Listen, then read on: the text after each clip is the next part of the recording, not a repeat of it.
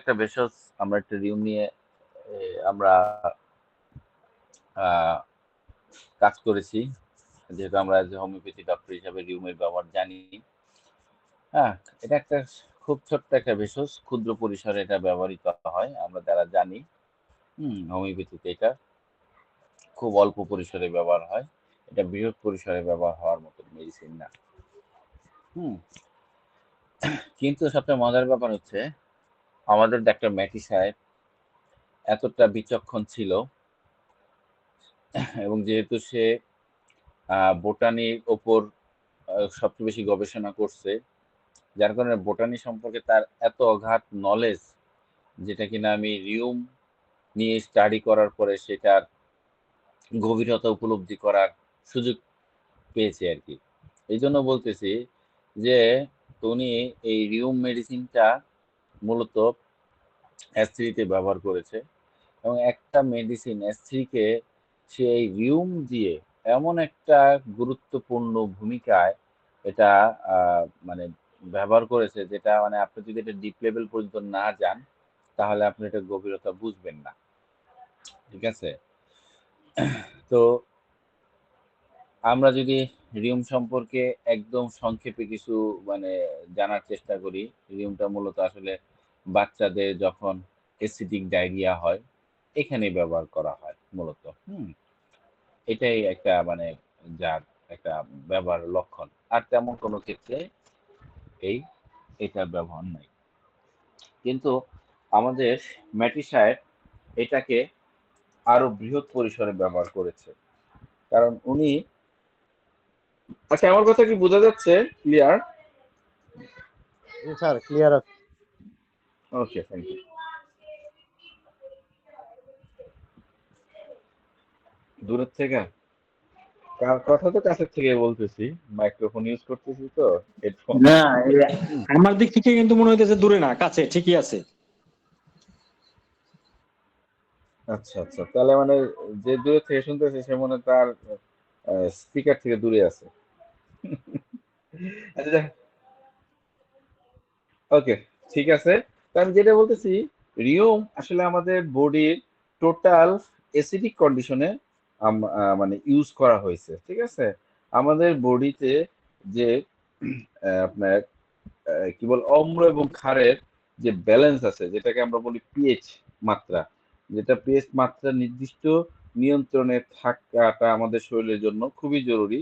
যেটা মানে ব্যালেন্স থাকলে আমাদের শরীরে বিভিন্ন জৈবিক এবং রাসায়নিক প্রক্রিয়াগুলো স্বাভাবিকভাবে চলতে সাহায্য করে। ঠিক আছে, পিএইচ মানে হচ্ছে পাওয়ার অফ হাইড্রোজেন, মানে হাইড্রোজেনের যে পটেনশিয়ালটা, এটার মাপকাঠি কোনো দ্রবণে যখন এটা হাইড্রোজেনের আয়নগুলোর ঘনত্ব বাড়া কমা থাকে, তখন এটাকে পিএইচ বলা হয়। ঠিক আছে, তো আমাদের বডিতে কিন্তু সুনির্দিষ্ট মাত্রার একটা পিএইচ থাকে, যেহেতু আমাদের শরীরে বিভিন্ন ব্লাড এবং লিম্ফ থাকে, ব্লাড এবং লিম্ফের কিন্তু নির্দিষ্ট একটা পিএইচ থাকে। ঠিক আছে, তো সেই পিএইচ মাত্রার যখন আমাদের বডিতে ইমব্যালেন্স হয়, সেটা আমাদের শরীরের জন্য রোগজ অবস্থা তৈরি করে। আর যখন পিএইচ মাত্রাটা ব্যালেন্স থাকে, সেখানে আমাদের শরীরের সব, বিশেষ করে এনজাইমের কার্যকারিতা বজায় রাখে। এনজাইম বলতে যেগুলো আমাদের শরীরে বিভিন্ন ধরনের পাকস্থলীতে বিভিন্ন ধরনের এনজাইম তৈরি হয়, হ্যাঁ, ক্ষুদ্রান্তি বিভিন্ন এনজাইম, এই এনজাইমটা তখন এটা কার্যকারিতা বজায় রাখে। রক্তের যে অক্সিজেনটা পরিবহনটা ঠিক মতন হয় কিনা, এটাও কিন্তু পিএইচ এর উপর ডিপেন্ড করে। কোষের স্বাভাবিক কাজগুলা ঠিক রাখার জন্য এই পিএইচটা খুব গুরুত্বপূর্ণ ভূমিকা রাখে। আমাদের রোগ প্রতিরোধ ক্ষমতাটা বজায় রাখার জন্য এই পিএইচ মাত্রাটা ভূমিকা রাখে। সেখানে আমাদের কিডনি এবং ফুসফুসে সঠিকভাবে কাজ করতেছে কিনা, এটাও কিন্তু আমাদের এই পিএইচ এর উপর ডিপেন্ড করে। ঠিক আছে, রক্তে অতিরিক্ত হাইড্রোজেন কিংবা কার্বন ডাইঅক্সাইড জমা হলে কিডনি এবং ফুসফুস এটাকে নিয়ন্ত্রণ করে। ঠিক আছে, এবং আমাদের বডির অ্যাসিডোসিস এবং অ্যালকোহোলোসিস যেটা প্রতিরোধ করার ক্ষেত্রে আমাদের এই পিএইচটা বিশেষ ভূমিকা রাখে। যে হাড় এবং দাঁতের স্বাস্থ্য রক্ষার ক্ষেত্রে আমাদের এই পিএইচটা বিশেষ ভূমিকা রাখে। তাহলে সর্বশেষ আমরা সকলে আমরা বলতে পারি যে দেহের পিএইচ মাত্রা নিয়ন্ত্রণ থাকা মানে শরীরের প্রতিটি অঙ্গ প্রত্যঙ্গ, কোষ এবং রাসায়নিক প্রতিক্রিয়া স্বাভাবিক কার্যকারিতা ঠিক রাখার জন্য এই পিএইচ মাত্রাটা নিয়ন্ত্রণ থাকাটা খুবই গুরুত্বপূর্ণ। যখন এটার ভারসাম্যটা নষ্ট হয়, তখনই আমাদের ছোট সমস্যা থেকে শুরু করে জীবন ঘাতী, উম, জীবন নাশকারী জটিল পর্যায়ে পর্যন্ত আমরা পৌঁছে যেতে পারি। ঠিক আছে? আমাদের বডিটা মূলত আপনার অ্যালকালাইন বেস। হ্যাঁ, অ্যাসিডিক, অ্যাসিড বলতে আমাদের শরীরে আপনার দুইটা জায়গায় অ্যাসিড বেশি পাওয়া যায়, সেটা হচ্ছে আপনার স্টোমাকে, পাকস্থলীতে। ঠিক আছে? হ্যাঁ, যেখানে পাকস্থলীতে প্রচুর পরিমাণ অ্যাসিড সিক্রেশন হয় খাবারটা হজম করার জন্য। আর একটা সম্ভবত আমাদের প্রস্রাবে। ঠিক আছে? আর আমাদের ম্যাক্সিমাম আপনার অঙ্গে আপনার অ্যালকালাইন বেস। কিন্তু যখন আমাদের বডিতে পিএইচ এর মাত্রা বেড়ে যায় তখন আমরা এটাকে বলা হয় অ্যাসিডোসিস। হ্যাঁ, এবং এটা একটা বিপজ্জনক অবস্থা যেখানে রক্ত এবং দেহের যে তরলের আহ, মানে অ্যাসিডিক কন্ডিশনটা বেড়ে যায় এবং এই অবস্থার ফলে শরীরের বিভিন্ন অঙ্গ প্রত্যঙ্গের সমস্যা দেখা দিতে পারে। ঠিক আছে? আমরা প্রথমে পিএইচটা নিয়ে আলোচনা করি, তখন তারপরে আমরা রিয়ম নিয়ে আলোচনা করবো, কারণ রিয়ম এইখানে এমন একটা ভূমিকা পালন করে যেখানে অ্যাসিডোসিস দেখা দিছে, যেখানে আপনার অ্যাসিডের মাত্রাটা বেড়ে গেছে, সেখানে যে সমস্যাগুলো তৈরি হয় তার ম্যাক্সিমাম আমাদের এই রিয়ম দ্বারা নিয়ন্ত্রণ করা সম্ভব, যেটা আমাদের S3 এর মধ্যে খুবই বিশেষভাবে ব্যবহার করা হয়েছে। ঠিক আছে? তো পিএইচ মাত্রাটা যদি আমাদের, আমি আগেই বলছি আমাদের বডির ম্যাক্সিমামটা হচ্ছে অ্যালকালাইন বেস। ঠিক আছে? এখন পিএইচটা নিয়ে একটু আমরা আলোচনা করি। পিএইচ এর মাত্রা, পিএইচটা বলতে আমাদের কি বোঝা হয় যে 1 থেকে 7 পর্যন্ত আমাদের যে পিএইচ ভ্যালু এটাকে বলা হয় অ্যাসিডিক, এবং 7-এর পরের থেকে মানে 7.1 থেকে শুরু করে 14 পর্যন্ত বলে অ্যালকালাইন বেস। ঠিক আছে? এবং 7 যেটা হচ্ছে নিউট্রাল, যেটাকে আমরা বলি মানে নিউট্রাল বলতে পানি, পানির না অ্যাসিডিক, পানি না অ্যালকালাইন, এটাকে বলা হয় নিউট্রাল। ঠিক আছে? একমাত্র পৃথিবীতে বিশুদ্ধ পানি মানে নিউট্রাল, পিএইচ মাত্রাটা হচ্ছে, পিএইচ লেভেলটা হচ্ছে নিউট্রাল। আর অন্যান্য সকল দ্রবণগুলোর মধ্যে হ্যাঁ আপনার অ্যাসিডিক হয় না অ্যালকালাইন হয়। ওকে, আচ্ছা। তো যদি আমাদের শরীরের রক্তে, যেহেতু আমাদের পুরো বডিটা হচ্ছে অ্যালকালাইন বেস, কিন্তু কোনো কারণে যদি পিএইচ মাত্রাটা মানে কমে গিয়ে এটা অ্যাসিডিক হয়, তখন আমাদের বিশেষ করে হয় শ্বাসকষ্ট। হ্যাঁ, হ্যাঁ, হাইপার ভেন্টিলেশনটা দেখা দেয়। রক্তে অতিরিক্ত আহ, মানে হাইড্রোজেন আয়নটা জমে গেলে মস্তিষ্ক শ্বাস নিয়ন্ত্রণ কেন্দ্রকে উদ্দীপন করে, ফলে দ্রুত শ্বাস প্রশ্বাস শুরু হয় এবং শরীর থেকে তখন কার্বন ডাই অক্সাইড বের করে এসিড, এসিড যে লেভেলটা এটা কমাতে চায়, যার কারণে আমাদের শ্বাসকষ্ট দেখা দেয়, মস্তিষ্কে বিভ্রান্তি হয়, অজ্ঞান হওয়ার ঝুঁকিটা বেড়ে যায়। পিএইচ মাত্রা হঠাৎ করে কমে গেলে মানে এসিডিক কন্ডিশন হয়ে গেলে হ্যাঁ আমাদের মস্তিষ্কে রক্ত প্রবাহটা কমে যায় এবং মাথা ঘোরা, তারপরে অস্পষ্ট কথা বলা, এমনকি অজ্ঞান হওয়া পর্যন্ত সমস্যা দেখা দিতে পারে। এটা হৃৎপিণ্ড, আমাদের পিএইচ লেভেলটা যদি কমে যায়, যেমন অ্যাসিডিক হয়ে যায়, তখন আমাদের কি হয়, হৃৎপিণ্ড স্বাভাবিক সংকোচন বাধাগ্রস্ত হয় দেখা, এবং অনিয়মিত হৃদস্পন্দন, রক্তচাপ হ্রাস, হৃদরোগ এর ঝুঁকি এগুলা বেড়ে যেতে পারে। ঠিক আছে? মাংসপেশির দুর্বলতা এবং ক্লান্তি, কোষে যদি অ্যাসিড জমা হয় তখন কোষের শক্তি উৎপাদন কমে যায়। ঠিক আছে? হ্যাঁ, এটা হচ্ছে, আমি কিন্তু রিউমের কথা বলতেছি না, আমি বলতেছি আমাদের বডিতে যদি অ্যাসিডিক বেস হয়ে যায়, অ্যালকালাইন থেকে অ্যাসিডিক বেসের দিকে চলে যায়, তখন কিন্তু এই সমস্যাগুলো দেখা দেয়, পেশি দুর্বল হয়ে পড়ে, চলাফেরা করতে কষ্ট হয়, এনজাইমের, যখন এনজাইম গুলো কাজ করতে পারে না, অ্যাসিডিক, আমাদের বডি যদি অ্যাসিডিক হয় তাহলে আমাদের বডিতে বিভিন্ন এনজাইম ঠিক মতন কাজ করতে পারে না। অ্যাসিডিক এই পিএইচ এর পরিবর্তন হলে এনজাইমের গঠন পরিবর্তন হয় এবং কার্যক্ষমতা হ্রাস পায়, হজম এবং বিশেষ করে আমাদের কেন্দ্রীয় বিপাক প্রক্রিয়া মানে মেটাবলিজমে একটা ব্যাঘাত সৃষ্টি করে, হাড়ের ক্ষয় হতে পারে। যখন পিএইচ মাত্রা ঠিক রাখা আর ঠিক রাখতে হাড় থেকে ক্যালসিয়াম মুক্ত করে, যা হাড়কে দুর্বল করে, পিএইচ মাত্রাকে ঠিক রাখার জন্য। এবং দীর্ঘমেয়াদী, এই অবস্থা যদি দীর্ঘমেয়াদী পর্যন্ত চলতে থাকে তাহলে এটা কি অস্টিওপোরোসিস হতে পারে, মানে হাড়ের বিভিন্ন জটিল সমস্যা দেখা দিতে পারে। এবং এবং পিএইচ মাত্রাটা কমে গেলে পটাশিয়াম, সোডিয়াম ইত্যাদি ভারসাম্য নষ্ট হয়, এতে হৃৎস্পন্দন এবং স্নায়বিক সংকেত পাঠানোর প্রক্রিয়াটা হচ্ছে একটা বাধার সৃষ্টি হয়। ঠিক আছে? এবং বিপজ্জনক অ্যাসিডোসিসের কারণে মেটাবলিক অ্যাসিডোসিস, যেখানে ডায়াবেটিস, কিডনি বিকল, বিষক্রিয়া ইত্যাদি কারণ হয়, এবং লক্ষণ হিসাবে শ্বাসকষ্ট, বমি এবং কোমা পর্যন্ত দেখা দিতে পারে। ঠিক আছে? ওকে, এটা হচ্ছে আমাদের এই পিএইচ মানে মাত্রা কমে যাওয়া মানে বডিটা অ্যাসিডিক হওয়ার ফলে যে যে সমস্যাগুলো, সেই সমস্যাগুলোর কথা বলতেছি। এই সমস্যাগুলো রিকভারি করার জন্য আমাদের ইলেকট্রোন্যাচুরোপ্যাথির গুরুত্বপূর্ণ একটা ভেষজকে ব্যবহার করা হয়েছে, যেটাকে বলা হয় রিউম। ঠিক আছে, আমরা যদি সাধারণ ম্যাথমেটিকে পড়ি তখন রিউম সম্পর্কে আসলে তেমন বেশি কিছু জানতে পারবো না, কিন্তু আমি আপনাকে যদি এক কথায় বলি যে অ্যাসিডিক কন্ডিশনটাকে রিকভার করার জন্য আমাদের সবচেয়ে গুরুত্বপূর্ণ ভেষজ রিউম, যেটা অ্যাসিডিতে পাওয়া যায়, সেটা আমরা এ ব্যবহার করব। তো এটার বৈজ্ঞানিক নাম হচ্ছে রিউম পালমাটাম। এটা আপনার বাকলা পরিবারের মানে থেকে এসেছে। এটা সাধারণ নাম রিউম। অনেকে এটাকে চীনা রাবার পর্যন্ত বলা হয়। এটাকে সাংস্কৃতিক ভাষা বলা হয় রেবাম, হিন্দি ভাষা বলা হয় রেপচিনি, ইংরেজিতে কেউ বলে চাইনিজ রুবার, হ্যাঁ, তুর্কি রুবার, জার্মান ভাষা বলা হয় চাইনিজার রাবার, হুম, ফার্সিতে বলা হয় রুবার বে ডি চীন। এবং অনেক ভাষাতে অনেক কথা বলা হয়, বাট আমরা এটাকে সহজ ভাষায় চিনবো, এটার নাম হচ্ছে রিউম পালমাটাম। ওকে, এই যে উদ্ভিদটা, এটার উদ্ভিদের যে গঠনটা, এটার যে মূলটা, এটা একটা বহু বর্ষজীবী উদ্ভিদ, যা গাঢ় বাদামি এবং লালচে রঙের মোটা মূল থাকে। এটা মূলটা মাটির নিচে লম্বা এবং লম্বা পর্যন্ত এটা ছড়িয়ে যায়, এবং এটা ওষুধি কাজে ব্যবহার করা হয়, এটা তো আমরা সিম্পলি জানি। এটার যে কাণ্ডটা শক্ত এবং সোজা থাকে এবং 1.5 থেকে 2 মিটার পর্যন্ত লম্বা হতে পারে। এর রংটা, কাণ্ডগুলোর রংটা সবুজ এবং অনেক সময় লালচে বেগুনি হতে পারে। এটা পাতাগুলো বড় চওড়া থাকে এবং 30 থেকে 60 সেন্টিমিটার পর্যন্ত লম্বা হয়ে থাকে। এটা ফুলগুলো ছোট, সবুজাভ সাদা, হালকা গোলাপি রঙের হয়ে থাকে। এর যে ফুল এবং বীজ, ফুলগুলো ছোট ত্রিকোণাকার হয়ে থাকে এবং প্রতিটি ফলে একটি বীজ থাকে, যা নতুন চারা জন্মাতে সাহায্য করে। এটা প্রাপ্তিস্থান যদি বলি, এটা প্রাপ্তিস্থান চীন, তিব্বত, মালেঙ্গা, রাশিয়া, ভারতের বিভিন্ন জায়গায়। ভারতের যেমন হিমালয় পর্বতাঞ্চলে এটা পাওয়া যায়। হ্যাঁ, যদি এটা ভারতীয় উপমহাদেশে খুব বেশি নয়, কিন্তু এটা চীনে এটা প্রচুর পরিমাণ পাওয়া যায়, বিশেষত শিনচিয়াং এবং সিচুয়ান প্রদেশে এটা বেশিরভাগ এটা জন্মে, এবং চীনে এটা এক বা একাধিক ঐতিহ্যবাহী ঔষধে এটা ব্যবহার করার জন্য খুবই পরিচিতি লাভ করে। তিব্বতি পাহাড়েও এটা পাওয়া যায়। ঠিক আছে, মা মঙ্গোলিয়া উঁচু এবং ঠান্ডা অঞ্চলে এই উদ্ভিদটি জন্মে, এবং রাশিয়ার পূর্ব অংশে, বিশেষ করে সাইবেরিয়ার পাহাড় অঞ্চলে এটা পাওয়া যায়। ঠিক আছে, ওকে, এটা ব্যবহৃত অংশ, যে এটা যেহেতু বহুবর্ষীয় উদ্ভিদ এবং এটা ঔষধি কাজে ব্যবহৃত হয়, বিশেষ করে মূল, পাতা, ফুল, বীজ সবকিছু এটা ব্যবহার করা হয়। হ্যাঁ, এটার মূলটা সবচেয়ে বেশি গুরুত্বপূর্ণ অংশ, যেটা হোমিওপ্যাথিক, ইউনানি এবং আয়ুর্বেদিক চিকিৎসায় ব্যবহার করা হয়।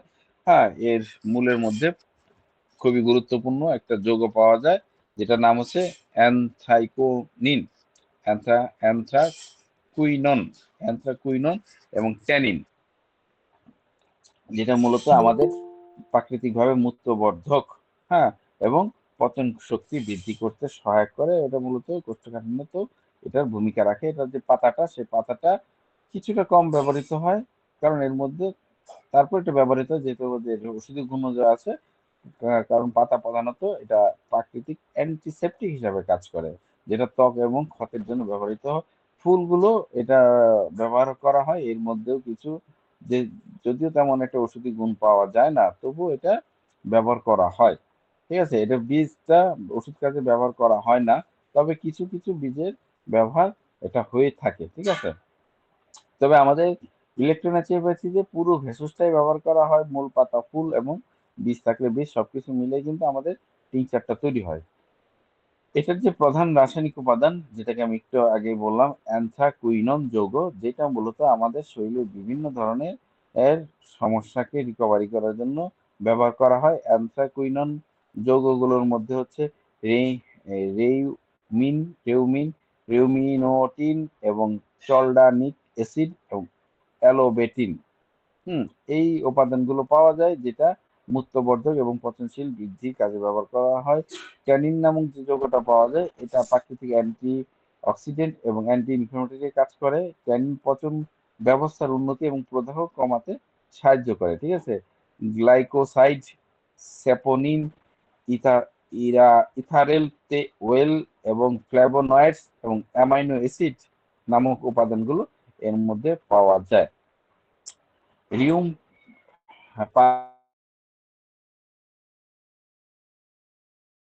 পালমেটামের রিউম পালমেটামের ফার্মাসিউটিক্যাল যদি ব্যবহার করা হয়, যেটার কাজ হচ্ছে কোষ্ঠ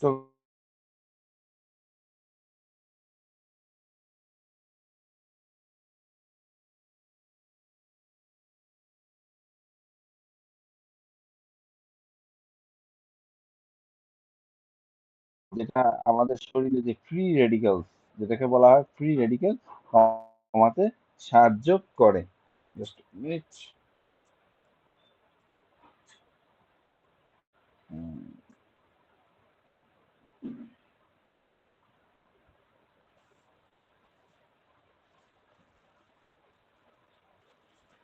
ওকে, তারপরে হচ্ছে এটা ডিটক্সিফাইং হিসাবেও কাজ করে, যেটা রক্ত পরিষ্কারক এবং শরীর থেকে বিষাক্ত পদার্থ বের করতে সাহায্য করে, এটা লিভারের কার্যক্ষমতা বাড়াতে সাহায্য করে এবং হজম শক্তি বৃদ্ধি করতেও এটার ফার্মাসিউটিক্যাল ব্যবহার করে এবং রক্তচাপ নিয়ন্ত্রণ করার ক্ষেত্রেও এটা ব্যবহার আছে। ত্বককে সুস্থ রাখার জন্য কিন্তু এটাকে আমাদের ফার্মাসিতে ব্যবহার করা হয় অ্যান্টি ইনফ্লামেটরি অ্যান্টিব্যাকটেরিয়াল গুণ থাকার কারণে, যার কারণে এটা একজিমা এবং ত্বক প্রদাহ এবং ক্ষত নিরাময়ে ব্যবহার করা হয়।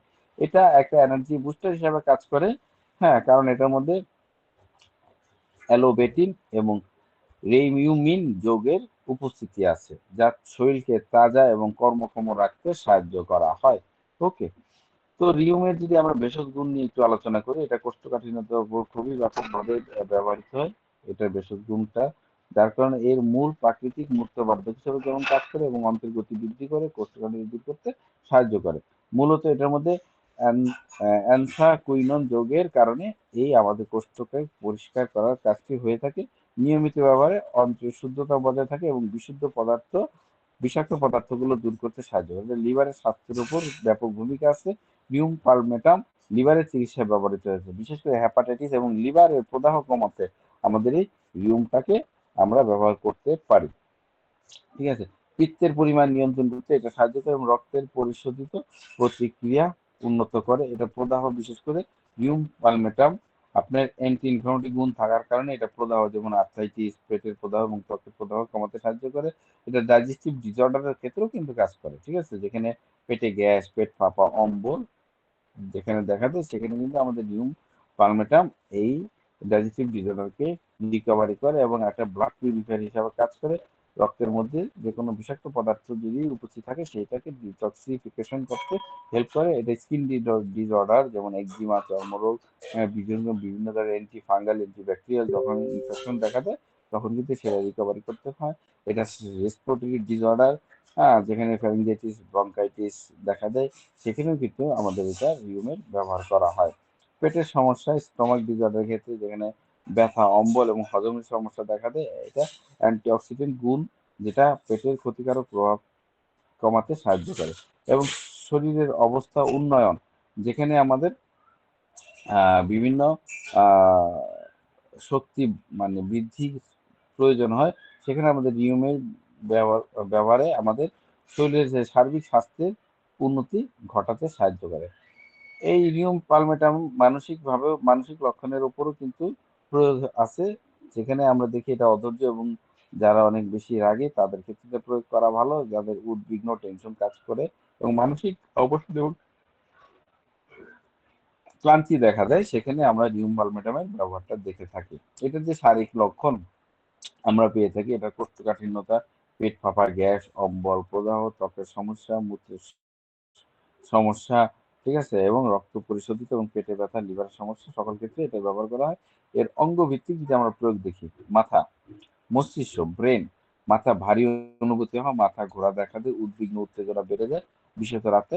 মস্তিষ্কে অতিরিক্ত রক্ত সঞ্চালনের ক্ষেত্রে আমাদের যখন কারণে মাথা ব্যথা হয়, সেখানে রিউম পালমেটাম ব্যবহার করা হয়। হৃদযন্ত্রের উপর এটা কাজ করে, এটা রক্তচাপ কমাতে সাহায্য করে। ওকে,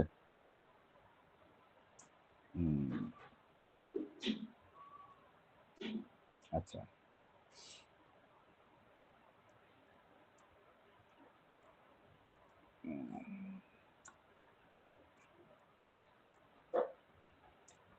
আচ্ছা, এটা রক্ত কমে যাওয়ার প্রবণতা থাকলে সেটাকে নিয়ন্ত্রণ করে।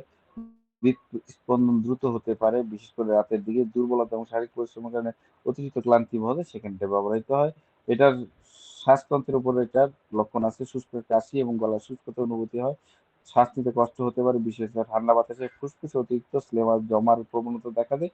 এটা অস্থি সন্ধির উপর কাজ করে, বোন এবং জয়েন্টের উপর, যেখানে বাতের ব্যথা বিশেষ করে বৃষ্টির আগে এবং ঠান্ডা পরিবেশে বেড়ে যায়, সন্ধিগুলো শক্ত হয়ে যায়, ব্যথা অনুভব হয়, দীর্ঘক্ষণ বসে থাকার পরে হাঁটা শুরু করলে ব্যথা বেড়ে যায়। অঙ্গ প্রত্যঙ্গ মাসেলস এর উপর এটা খুবই কার্যকরী।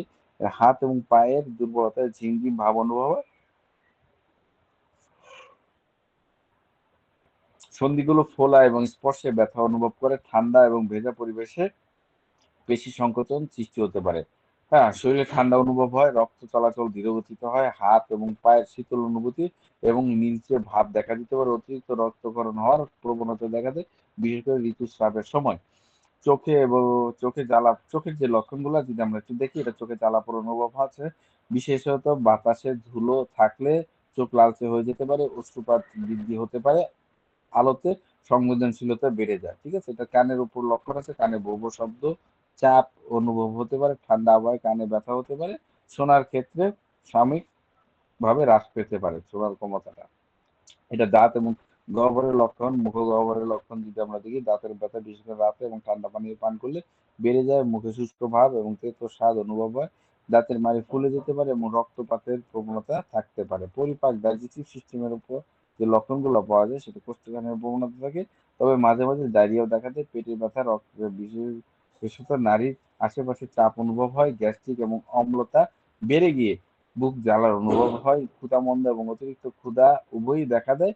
এটা কিডনি, প্রস্রাব এবং কিডনি ক্ষেত্রে প্রস্রাবের গাঢ় রং এবং দুর্গন্ধযুক্ত হয়, প্রস্রাবের পরিমাণ কমে যায়, জ্বালা-পোড়া অনুভব হয়, কিডনি কার্যকারিতা সামান্য দুর্বলতা দেখা দিতে পারে। এটা স্ত্রী রিপ্রোডাক্টিভ সিস্টেম এবং সেক্সুয়াল অর্গানের উপরও কাজ করে থাকে। হ্যাঁ, আমাদের কিন্তু এই জায়গাটা কিন্তু কোনো মেডিকেলে পাওয়া যায় না, কিন্তু আমাদের রিউম কিন্তু নারীর ক্ষেত্রে ঋতুস্রাব, রক্তপাত অস্বাভাবিকভাবে কমে এভাবে বেড়ে গেলে ব্যবহৃত হয়, ঋতুস্রাবের সময় তীব্র ব্যথা অনুভব হলে ব্যবহৃত, পুরুষদের ক্ষেত্রে যৌন দুর্বলতা দেখা দেয় এবং শুক্রাণুর পরিমাণ হ্রাস পেয়ে যায়, সেখানে আমাদের রিউমের ব্যবহার আছে, যার কারণে অ্যাস্ট্রিটা আমরা কিন্তু সেক্সুয়াল প্রবলেমের ক্ষেত্রে প্রয়োগ করে থাকি।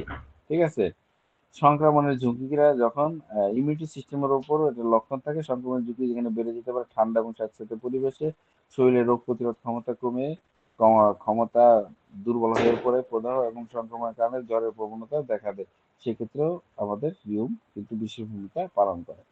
এখন আমরা যদি রিউম চিন্তা করি কোন কোন রোগের উপর কাজ করে, ঠিক আছে, ডায়রিয়ার উপর কাজ করে, এটা প্রথম প্রয়োগটা হচ্ছে আমাদের ডায়রিয়া। আমরা যদি রিউমকে নিয়ে চিন্তা করি, প্রথম প্রয়োগটা আমাদের ডায়রিয়া। বাচ্চাদের যদি টক গন্ধযুক্ত হলদে এবং সবুজে পাতলা মল থাকে, পেট ফাঁপা, অস্বস্তি, বিশেষ করে বেশি খাবার খাওয়ার পরে, তখন কিন্তু আমরা এই রিউমকে ব্যবহার করতে পারি। সেখানে ন্যাচারাল টনিক B6 এর সাথে C10S3 ভার1টাকে আমরা প্রয়োগ করতে পারি। এটা অজির্ণতার উপর কাজ করে, পেটে ভারী ভাব, খাবার হজম হতে দেরি হয়, মুখে টক এবং তেতো স্বাদ যা খাবারের পরে বেড়ে যায়। ঠিক আছে, সেখানে আমাদের কি S3 C15 ভার1WE টাকে প্রয়োগ করতে পারি। পেটের ব্যথা, অ্যাবডোমিনাল পেট, নাভির চারপাশে মোচড়ানো ব্যথা দেখা দেয়, যা মলত্যাগ করার পরে কিছুটা ভালো হয়, ব্যথার সাথে ডায়রিয়া এবং টক বদ হজম থাকতে পারে, সেখানে আমাদের S3 C10F1 ভার1W টাকে প্রয়োগ করতে পারি। এটা লিভারের উপরও কাজ করে, লিভারের উইকনেস, লিভার ভারী বোধ, প্রদাহ, খাবারের পরে বেড়ে যায়, জিহ্বার পুরু হলদে আবরণ দেখা যায়, সেখানে আমরা S3 C5 আমরা F1W টাকে প্রয়োগ করতে পারি। অতিরিক্ত পিত্ত যেখানে নির্গমন, এক্সেসিভ বাইল সিকশন যদি হয়, মুখে তিতো স্বাদ, পিত্তের সমস্যা যা সকালে বেশি হয়, হ্যাঁ, গরম খাবার এবং তৈলাক্ত খাবারের পর অবস্থা খারাপ দেখা যায়, সেক্ষেত্রে যদি আমরা এই S3 C2 F1 ভার1W কে প্রয়োগ করি, আমাদের এই এক্সেসিভ বায়োল সিকুয়েশনটা কন্ট্রোলে চলে আসবে। ঠিক আছে, এটা কিন্তু হ্যামোরেড পাইলসের উপরও কিন্তু কাজ করে। ঠিক আছে, যেখানে রক্ত মিশ্রিত মল বেশিরভাগ সময় পাতলা দুর্গন্ধযুক্ত হয়, পায়ে পথে জ্বালা এবং চুলকানি থাকে, সেখানে S3 C10 S/BE কিংবা GE কে যদি প্রয়োগ করি, আমাদের কিন্তু আমরা হ্যামোরেডটাকে আরোগ্য করতে পারবো। কোষ্ঠকাঠিন্য, ডায়রিয়া একসঙ্গে যদি হয়ে থাকে অল্টারনেটিভলি, একদিন কোষ্ঠকাঠিন্য, অন্যদিন পরের দিন পাতলা মলত্যাগ, এটাকে আমরা সাধারণত আইবিএস ধরে থাকি। আইবিএস এর ক্ষেত্রে কিন্তু আমরা সেখানে S1 ফেল হবে, সেখানে S2 যেখানে ফেল হবে, সেখানে আমাদের S3টাকে প্রয়োগ করতে পারি। ঠিক আছে, আপনার দাঁত ওঠার সমস্যা, টিথিং ট্রাবল, যেটা শিশুদের দাঁত ওঠার সময় পেটের সমস্যা, টক বদচুপ ডায়রিয়া দেখা দেয়, চেহারা লালচে, শরীর গরম হয়ে যায়, সেই ক্ষেত্রে আমরা S3C4W টাকে প্রয়োগ করতে পারি। বাচ্চাদের বজ্র হজম, ঠিক আছে, যাদের ইন্ডাইজেশন হয়, বিশেষ করে বাচ্চাদের দুধ বা খাবার হজম হয় না এবং পেট ব্যথা করে, পাতলা এবং দুর্গন্ধযুক্ত মল দাঁত ওঠার সময় বেশি দেখা দেয়, সেই ক্ষেত্রে আমরা কিন্তু S3C15W টাকে প্রয়োগ করতে পারি। মাথা ব্যথার ক্ষেত্রে কিন্তু C3টা ব্যবহার হয়ে থাকে, যাদের মাথা ব্যথা বিশেষ করে সকালে এবং খাবারের পরে মাথা ব্যথা বেড়ে যায়, মাথা ভারী লাগে, চোখে চারপাশ ব্যথা হয়, সেখানে S3C1F1W থেকে প্রয়োগ করতে পারি। এটা নিউরেলজিয়া মানে স্নায়ু ব্যথা যেটাকে বলি, শরীরের অবসন্নতা, পেশিতে টান লাগা, মাথা গরম এবং শরীরে অস্বস্তি অনুভব হয়, সেখানে S3C3F1A1W টাকে প্রয়োগ করতে পারি।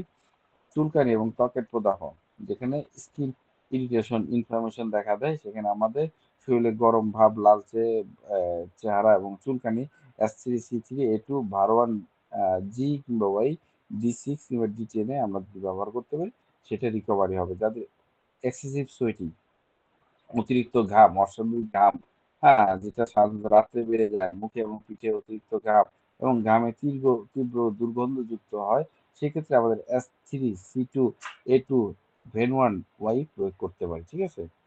তো সংক্ষেপে যদি আমরা বলি, আমাদের নিয়মটা মূলত হজম শক্তি এবং লিভার ও অন্ত্রের রোগে, বিশেষ করে শিশুদের বদহজম এবং অর্শ রোগে জন্য কার্যকরী। বাচ্চাদের যখন দাঁত সমস্যা দেখা দেয়, পেটের ব্যথার জন্য বিশেষ উপযোগী এবং মল দুর্গন্ধযুক্ত, টক গন্ধযুক্ত মুখ এবং লিভারের দুর্বলতার ক্ষেত্রে এটা ভালো কাজ করে, ঠিক আছে। গরম আবহাওয়া এবং খাবারের পরে লক্ষণ বেড়ে যায়, তবে ঠান্ডা বাতাস এবং বিশ্রামে উন্নতি দেখা দেয়। এই ধরনের ক্ষেত্রে আমরা রিউমপালকে ব্যবহার করতে পারি। এটা অনেক রোগের ক্ষেত্রেই ব্যবহার করা হয়। আমরা যদি রোগের ছোট্ট একটা লিস্ট চিন্তা করি, anorexia, gastritis, cold, colitis, angina, hypertension, ঠিক আছে, আর্থ্রাইটিস, পাইলস, সুইলিং, হ্যাঁ, অ্যাবডোমিনাল পেইন, হেডেক, হ্যাঁ, তারপর গ্যাস্ট্রোইন্টেস্টাইন এন্টারাইটিস, হ্যাঁ, cystitis, yellow fever, stomach gas, osteoporosis, anaemia, diabetes, short of breath, kidney problem, liver issue, bronchitis, neuralgia, হ্যাঁ, এবং আপনার adenoid এডিনাইটিস, তারপরে আপনার কি এক্সেসিভ ব্লিডিং, কোলন ক্যান্সার, হ্যাঁ, পোর সার্কুলেশন, হরমোনাল ইমব্যালেন্স, হ্যাঁ, এবং রেসপিরেটরি ইনফেকশন সহ আরো অনেক রোগ, হ্যাঁ, gastric ulcer, stomach infection, thyroid issue, rapid breathing, stomach bloating মানে পেট ফুলে যাওয়া, এই ধরনের ক্ষেত্রে আমাদের এই রিউমটা ব্যবহার হয়ে থাকে, ঠিক আছে। তো রিম নিয়ে আজকে আমরা খুব গুরুত্বপূর্ণ আলোচনা করলাম। আমাদের আরো হয়তো বা অনেক সময় আছে, আশা করি আপনাদের ছোট্ট নোটটা আমি দেওয়ার চেষ্টা করছি। আপনাদের যদি কোনো প্রশ্ন থাকে, আমাদের হাতে আজকে 10 থেকে 12 মিনিট সময় আছে, আমরা একটু আলোচনা করতে পারি। জানাত ভাই। স্যার আসসালামু আলাইকুম।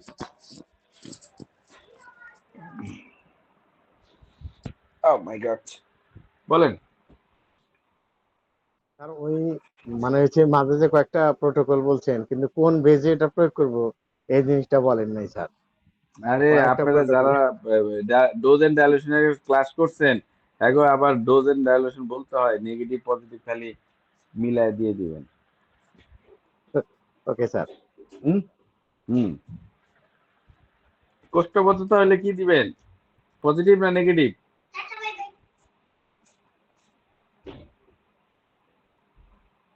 স্যার আর পজিটিভ। ডায়রিয়া হলে কি দিবেন? হুম নেগেটিভ স্যার। কোষ্ঠবদ্ধতায় আরে নেগেটিভ স্যার না, পজিটিভ। কোষ্ঠকাঠিন্য তো পজিটিভ, ডায়রিয়া দিবেন নেগেটিভ, হয়ে গেল। এই তো, অসুবিধা নাই, শিখে ফেলবেন।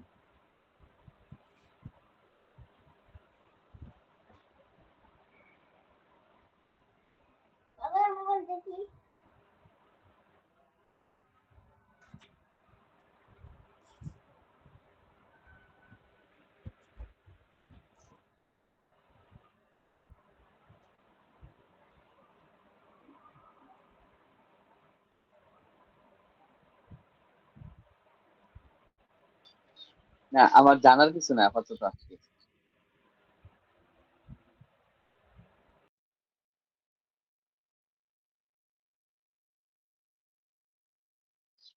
এটা কি আইবিএস এর ক্ষেত্রে ভালো কাজ করবে S3টা?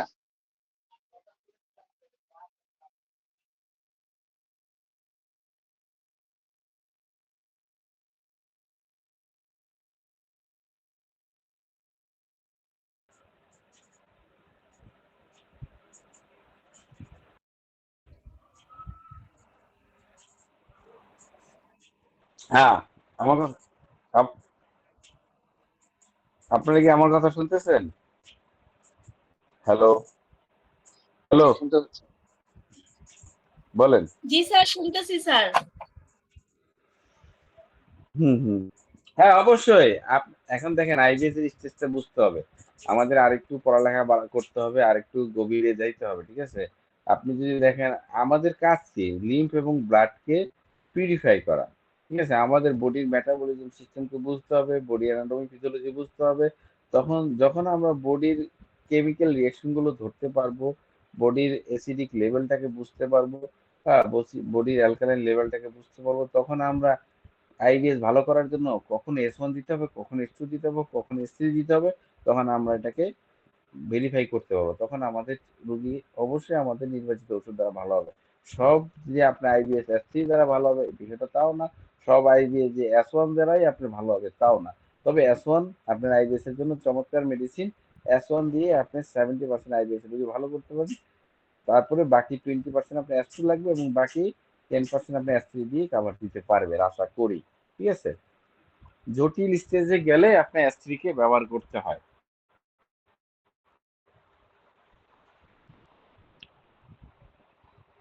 ধন্যবাদ স্যার।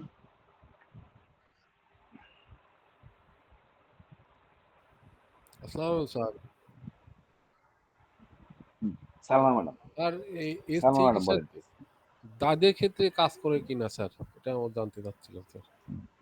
দাউদ। হ্যাঁ হ্যাঁ, দাউদের ক্ষেত্রে কাজ করে।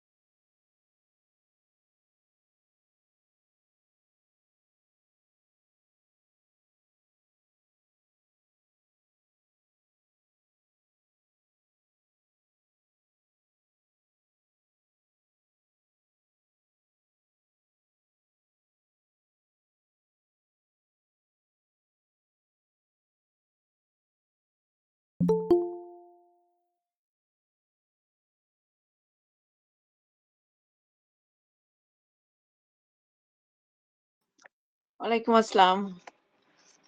আকুপুঙ্খার ক্লাসে ছিলাম তো, এটা এখনই ক্লাস শেষ হলো আর কি।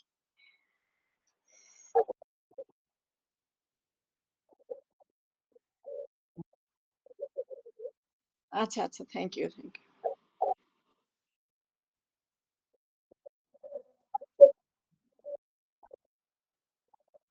আচ্ছা।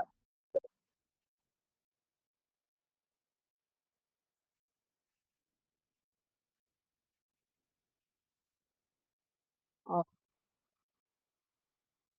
হ্যাঁ।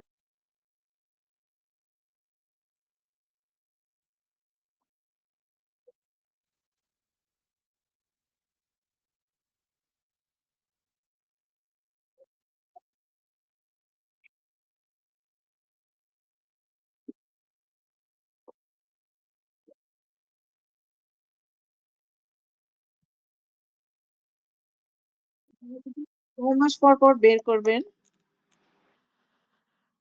আচ্ছা।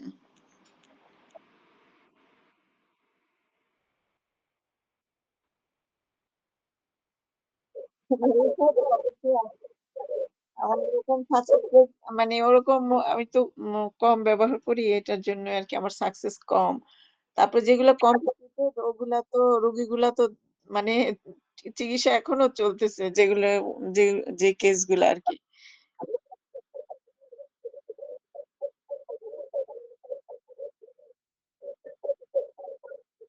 এত বড় মানে অল্পের মধ্যে যাতে বেশি শিখতে পারে।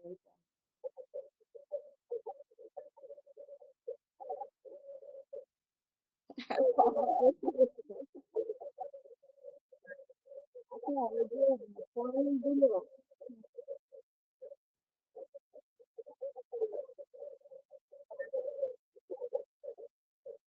আচ্ছা কেস গুলো, আচ্ছা প্রেশারের যে পয়েন্ট আছে না, এমার্জেন্সি পয়েন্ট ওগুলা দিলে হয়? আচ্ছা। এটা আমি একবার দিবনে। আর যে ইয়েগুলো মানে লোকাল অ্যাপ্লিকেশন এর যে পয়েন্ট গুলা, কারণ কোন কোন পয়েন্ট মানে কি কি ইন্ডিকেশন আছে, হ্যাঁ সেগুলো আর কি। ওগুলো আমি আরেকটু কালেক্ট করে আমার একটু দিতে সময় লাগবে। কবে দিলে হবে লাস্টে? আজকে ৯ তারিখ। আজকে আজকে আজকে ৯ 9 তারিখ, আজকে 9 আজকে তারিখ। ৯ তারিখ।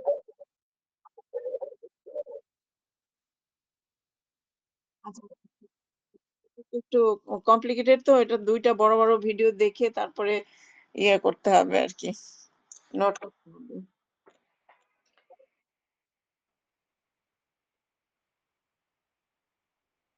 হুম, হুম,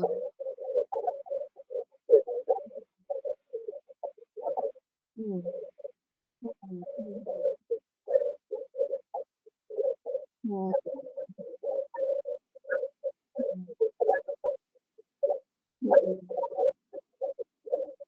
হুম। আড়ি দেওয়ার পরে ওয়াশ দিলে রিল্যাক্স হয়ে যায় আরকি। ১০ মিনিট, ১০ মিনিট। জি, হুম, হুম,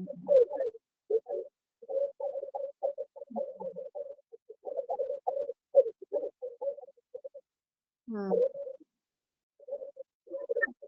ও, হুম,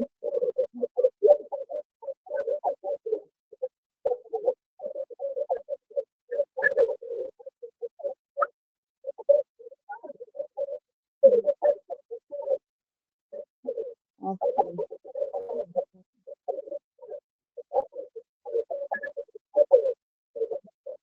হুম, বলো।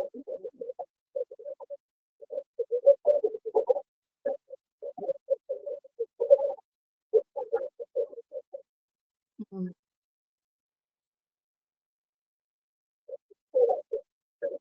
হুম, হুম,